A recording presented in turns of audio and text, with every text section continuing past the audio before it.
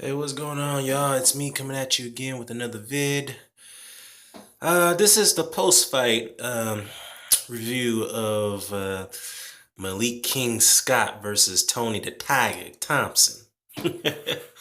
Well, first things first, I gotta say, this was definitely an anticlimactic and a snooze fest heavyweight bout, and obviously, some observers kind of expected this, given the fact Scott is has a style where it's more of a boxer, counterpuncher type of style, while there's Tony Thompson, who's not much of a mover or boxer, just a come forward guy. He'll throw shots when he has a chance to throw shots. But first things first, I gotta say, Tony Thompson, Jesus Christ, man! I know he was quoted 2 days ago about in an interview claiming that he's going to knock out Deontay Wilder and Vladimir Klitschko when when he gets his opportunity to face either one of those guys again, or particularly for Vladimir Klitschko. But going to this fight, I mean, this man was totally out of shape.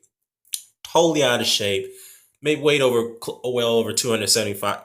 Excuse me, well over 270 pounds, and had no lateral movement whatsoever. Fought so flat footed.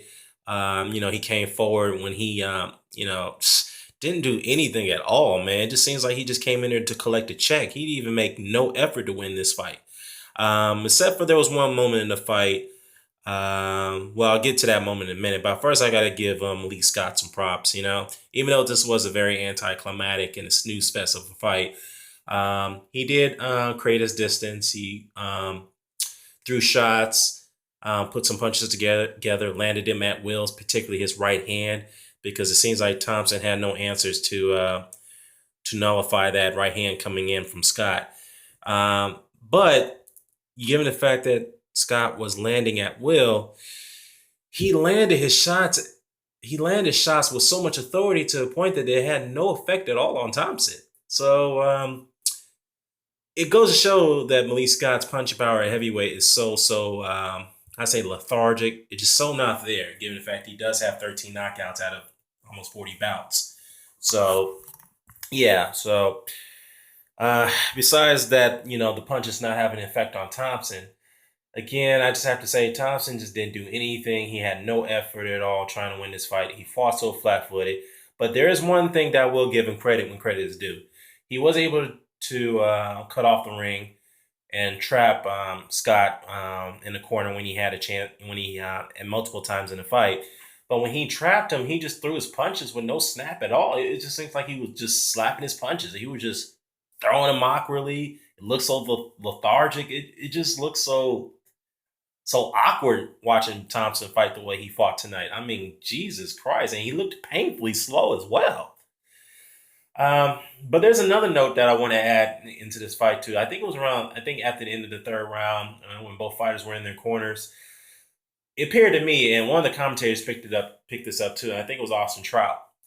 It appeared to me that in the Thompson corner, they weren't giving him no instructions at all, or little to none. It's just like they weren't telling him to do anything. And this is the reason why Malik Scott had his way tonight, because Thompson didn't do anything at all to adjust to make that fight and close the gap at all. Nothing. And I can't see how he even won a round this fight, except for the ninth round, where he caught Malik Scott with a temple shot to the head. I mean, it didn't look like the shot had no snap in it, but it dropped Scott so badly to the point that I thought he was going to he was knocked out.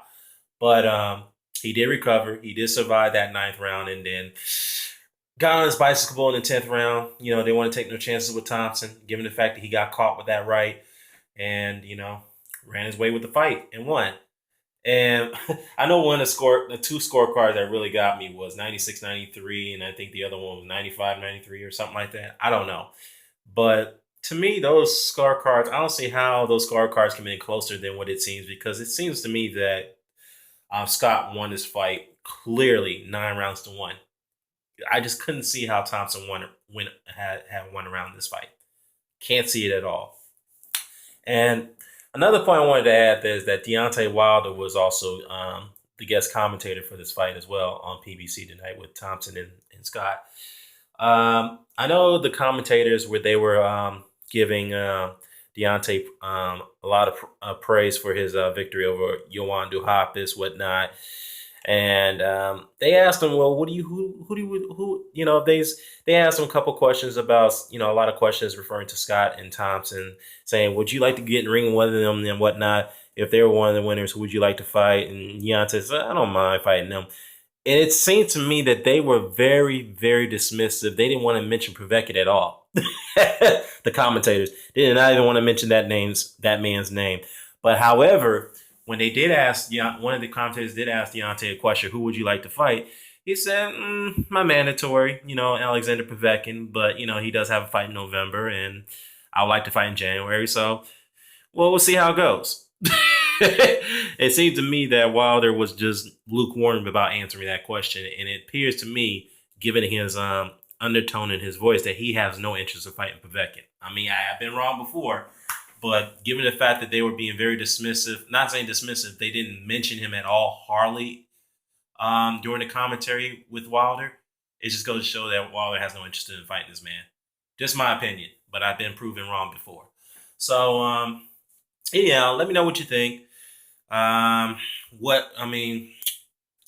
Where does Malik Scott go from here? Well, I mean, he did rejuvenate his career after this win. And what about Tony Thompson? Apparently, I think he's done. He needs to hang him up. So let me know what you think. Signing off. Peace.